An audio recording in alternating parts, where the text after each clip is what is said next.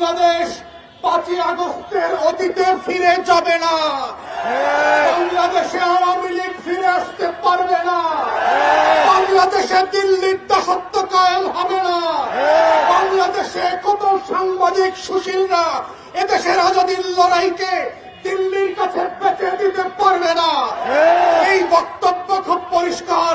যারা বাংলাদেশের আনাচে কানাচে প্রান্তে ঘুরে বেড়ান নয়, যারা বাংলাদেশের অলিতে গলিতে টং দোকানে আজাদীর আকাঙ্ক্ষা বোঝেন না, যারা ওসমান হাদির নামটা পর্যন্ত সুন্দর করে উচ্চারণ করতে পারেন না, যারা ইনকিলাব মঞ্চের নাম শোনেন নাই, তারা আগামী দিনের বাংলাদেশে অপ্রাসঙ্গিক হয়ে যাবেন।